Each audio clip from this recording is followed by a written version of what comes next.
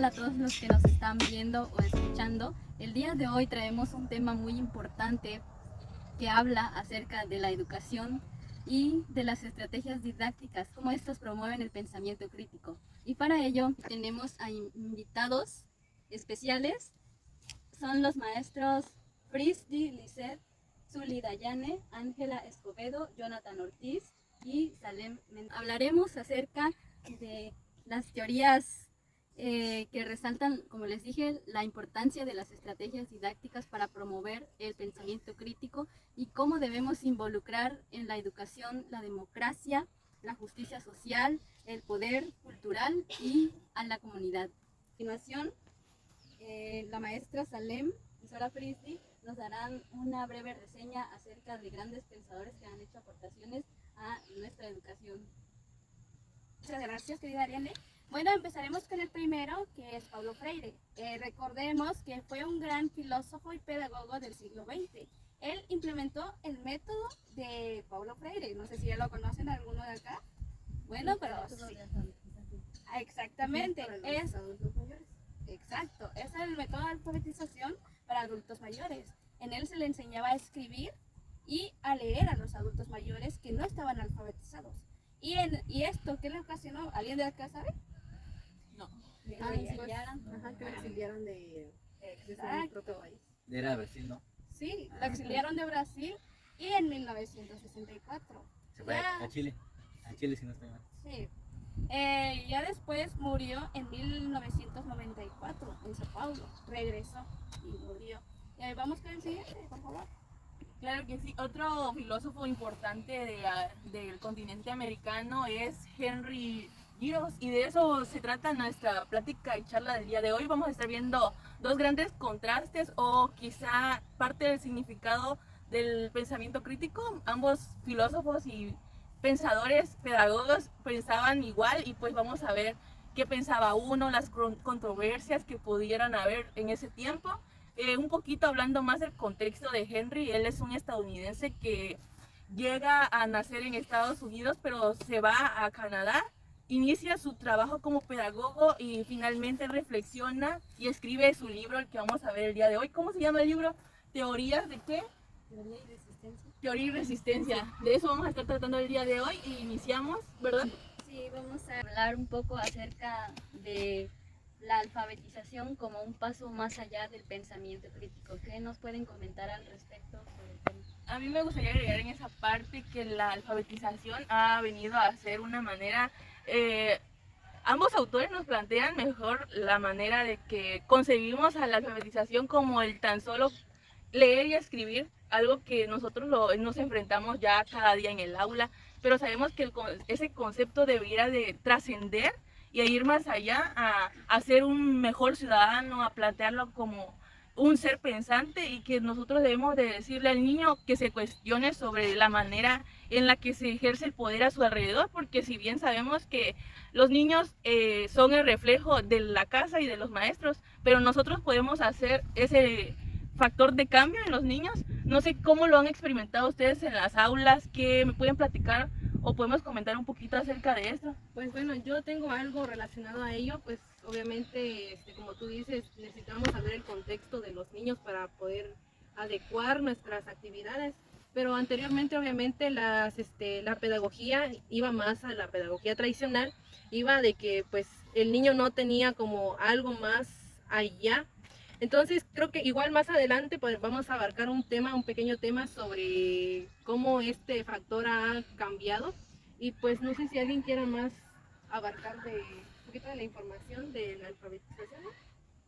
Ajá, pues creo que es algo bastante complicado porque en las aulas de los educadores en formación se enseña una cosa, mientras que en la realidad podemos observar que es tan diferente la información que encontramos, puesto que en las aulas de educación primaria no se lleva a cabo un pensamiento crítico.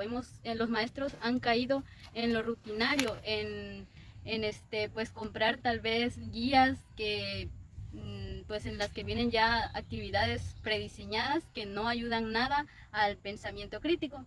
Y bueno, siguiendo con lo que Giroux nos dice, Él en su obra destaca 3 ideologías básicas que caracterizan a los diferentes acercamientos de la alfabetización. Dentro de ellos está la instrumental, la interaccionista y la reproductiva, algo así.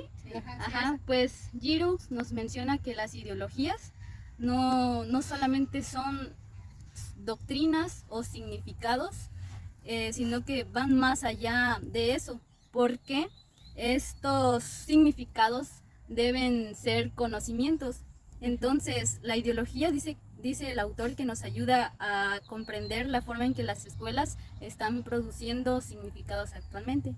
Entonces, empecemos hablando sobre la ideología instrumental con relación a la alfabetización.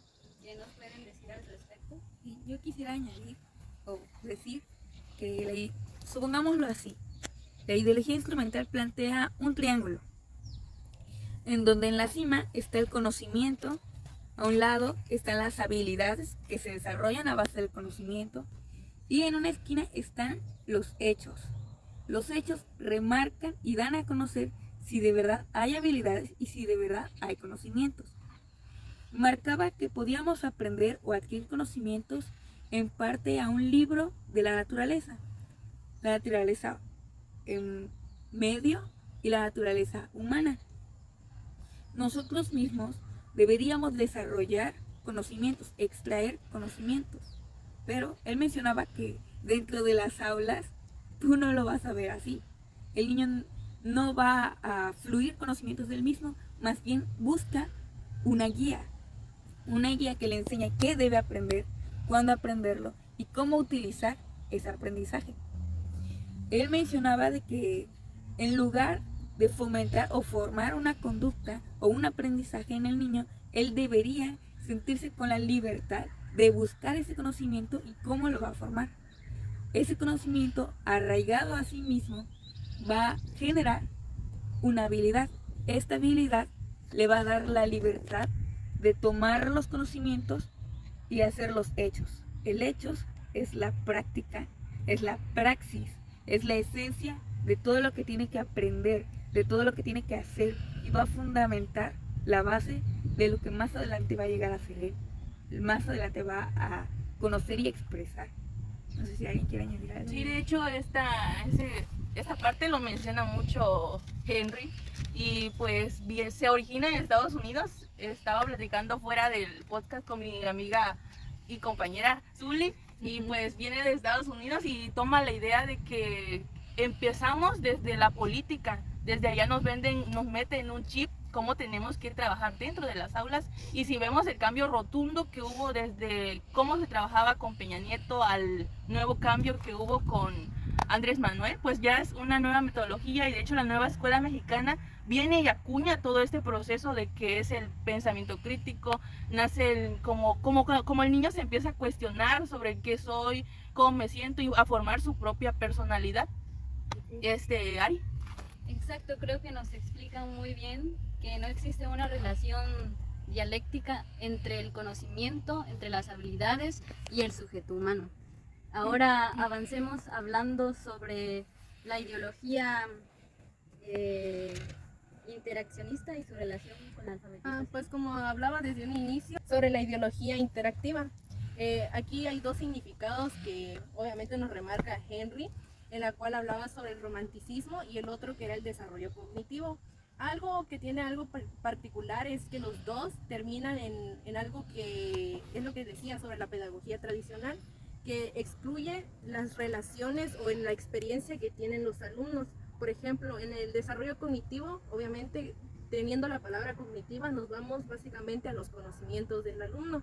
El docente, o en este caso a veces nosotros, nos enfocamos más en lo que en los conocimientos que podemos impartirle a los niños. Y hay veces que nuestros alumnos, no sé si les haya pasado, que a veces nos quieren contar algo, pero a veces queremos avanzar con algún contenido y pues simplemente a veces no prestamos atención.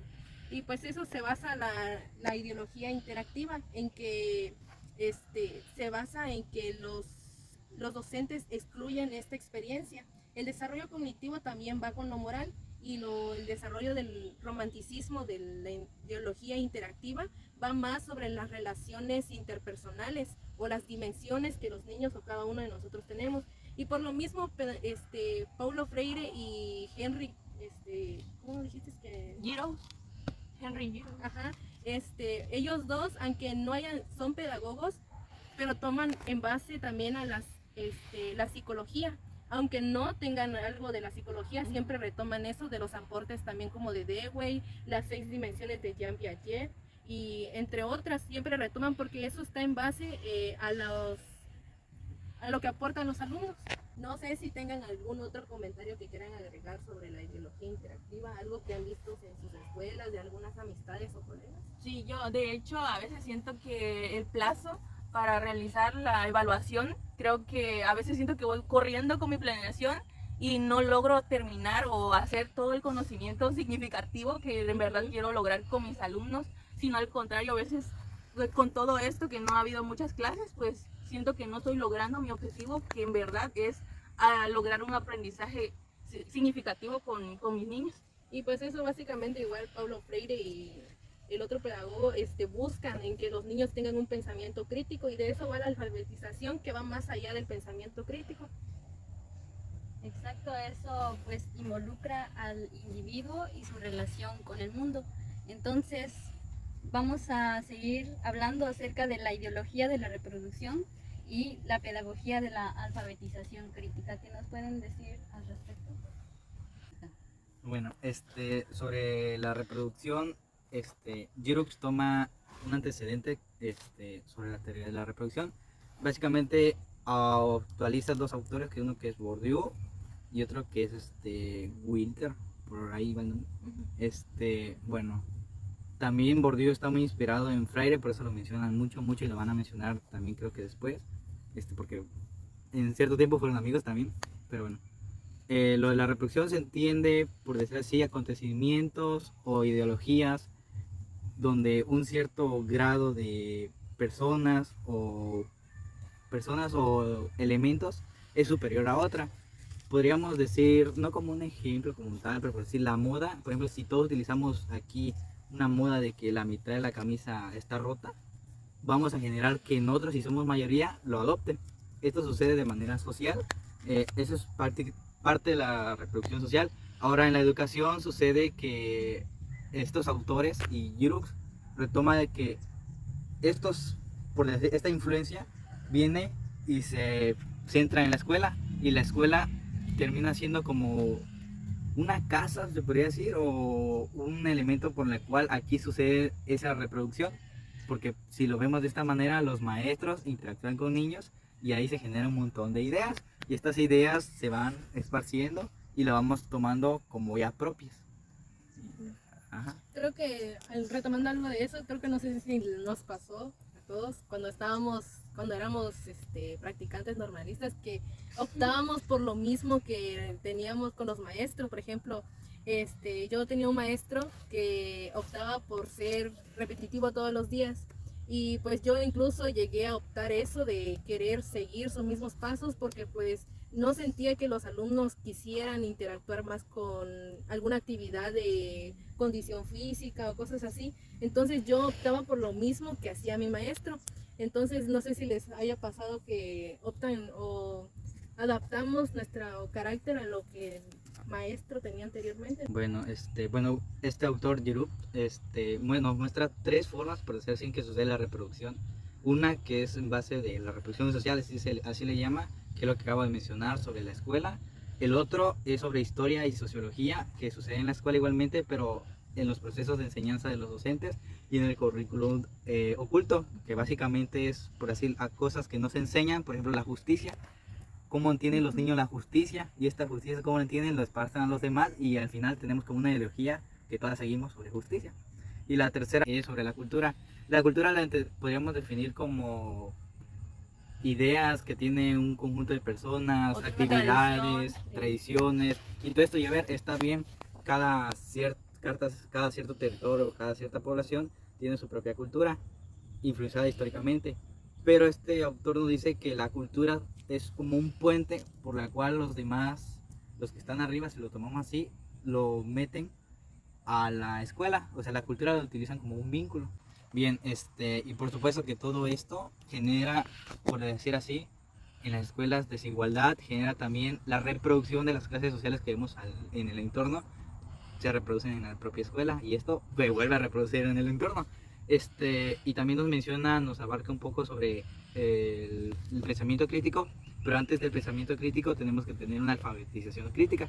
Y esto es básicamente para que el alumno pueda cuestionarse las estructuras de poder que están a nuestro alrededor. Exactamente. Bueno, yo por lo que tengo entendido es de que la alfabetización, como ya se vino repitiendo en sus participaciones pasadas, es de que la entendemos como, ya sabe leer, ya sabe escribir, pero no, trasciende mucho más allá, es algo de comprender.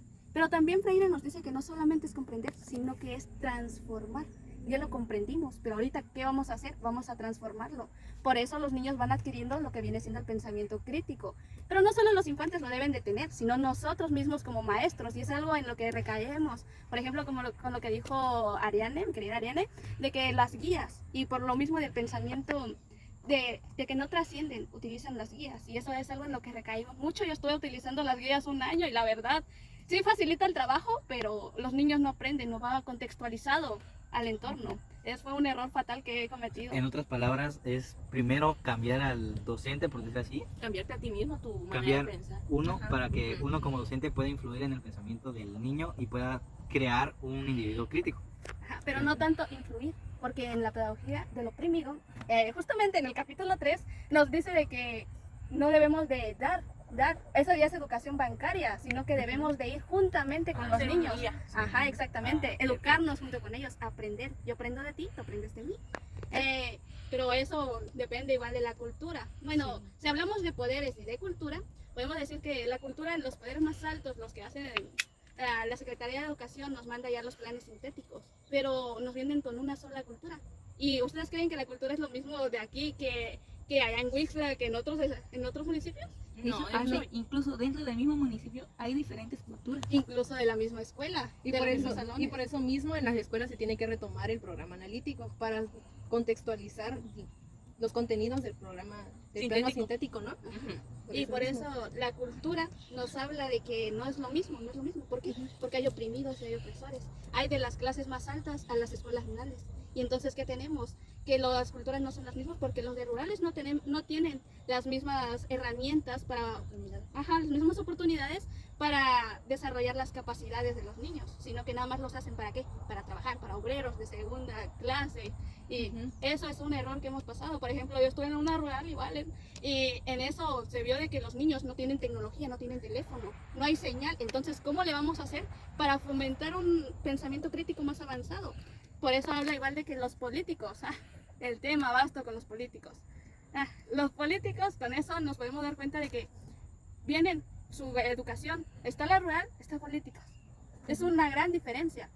Pero será todo el color de rosa para la vida de los que tienen más dinero o los que tienen una educación, una alfabetización más alta. No, de hecho, yo creo que esa ideología ya la tenemos insertada, es como un chip que nos meten, por ejemplo, si nos vamos a países como Rusia o países más desarrollados de primer mundo, los niños acuden a la escuela más cercana de su casa, no importando su nivel económico. Por ejemplo, y aquí en México no, tenemos la idea de que una escuelita, por rural que sea, no enseñan bien. Ya nos lo han enseñado nuestros papás. A ti te voy a mandar a una escuela urbana porque allí sí enseñan, o esos maestros están más capacitados que los de aquí, de la rural, o no estudias en un CONAFE. Creo que eso nace desde ahí. Y desde ahí vemos el poder y la política que van de la mano, no son separados, sino que van juntos de por sí. Ajá, y a eso se le llama la alfabetización funcional, Sí. que lo retoma mucho la UNESCO para tener a la educación de los primer mundo. Exactamente, pero ¿sabes qué? Sí, la alfabetización, aunque sea muy grande, de que saben leer, saben escribir, saben inglés, saben tanto, a veces tienen todo, pero están vacíos. No hay pensamiento crítico, no hay reflexión, no hay transformación, tengo todo servido. Pero ¿y entonces? ¿Cómo transformo algo que ya está transformado? No hay pensamiento, eso lo marca Girox ahí en el último apartado, dice eso, de que es algo que los políticos, bueno, dejando la política, que los de alfabetos más de alta calidad privilegiados. Ajá, que los privilegiados tienen, de que no hay reflexión. Entonces también ahí se basa en el pensamiento que tienen. Tal como dicen que no siguen el código ¿qué? El código del otro. Ellos no están influenciados por el otro.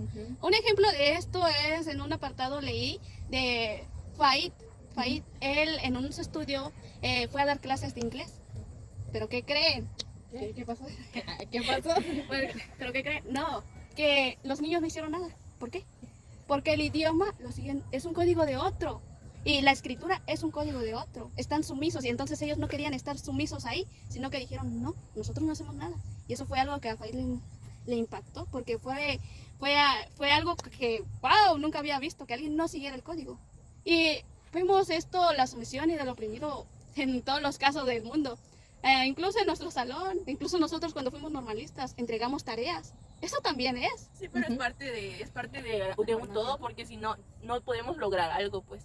Ya lo tenemos arraigado de una u otra manera. Sí, parte de la exacto. historia. Pero hay parte de la educación, igual, ahí todo viene.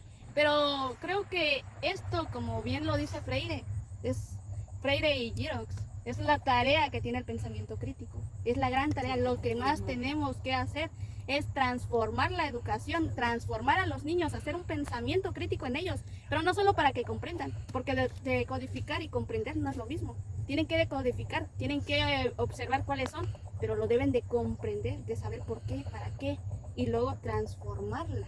Esa es una gran tarea que tiene. En conclusión iba a mencionar de que este autor retomaba teorías anteriores como el de la reproducción, donde existen elementos e ideas de los dominantes que nos integran a la sociedad no dominante por medio de la cultura y también por medio de la escuela, que es por desgracia un centro donde volvemos a reproducirlo, las ideas dominantes. Por ejemplo, podríamos decir, voy a tomar el ejemplo de la moda, muchas veces creo que de niños también lo teníamos la idea de que nosotros queríamos lo nuevo o queríamos lo mejor, y la verdad es que esa idea se esparce por todos los niños o por toda la gente de que ve algo y quiere eso material aunque no lo necesite. Es como una idea que tenemos en conjunto de querer presumir, aparte es el tema de la humildad, pero querer presumir cuando no es así, y esa es una idea en la cual está en nuestra propia cultura. Pero retomando eso, no solo se da en la escuela, sino que también en los contextos afuera. Recordemos que como educadores debemos de regresar, tal como lo dijo Freire en el diálogo, debemos de regresar lo que nos da la comunidad, lo debemos de regresar, dar conocimientos también a la comunidad. Y por eso menciona lo de la teoría de resistencia, que es básicamente resistir a todo esto. ¿Por qué? Por medio del pensamiento crítico, despertándolo en la educación, pues en los individuos menores. Y retomando un poquito de ello, de lo que estaban diciendo sobre la moda y... ¿Qué comentabas? Del diálogo, de regresar a la comunidad. Retomamos un poquito sobre el plan de estudio, que fue por ahí del 1992. Tuvimos un CT, un supervisor a darnos un poquito más del contexto sobre los planes de estudio, que nos explicaba que desde que se empezó la reforma educativa en 1992 hasta la actualidad, 2022, somos hijos del neoliberalismo. Pero, sin embargo, es como decía mi compañero Jonathan, reproducimos lo mismo, o sea, de que estamos sumergidos bajo el capitalismo, que no damos paso al neoliberalismo, que es obviamente lo que Paulo Freire quería desde un inicio, que quería que tuviéramos un pensamiento crítico, y hay veces que nosotros como docentes a veces nos quedamos con los conocimientos que tenemos, o nos quedamos o nos casamos con una sola metodología y no tomamos en cuenta las demás variaciones que hay. Y pues creo que es algo que debemos retomar y debemos saber desde un inicio, y desde ahí partimos desde la historia hasta la actualidad, y que es una construcción social lo que tenemos implementado en nosotros mismos.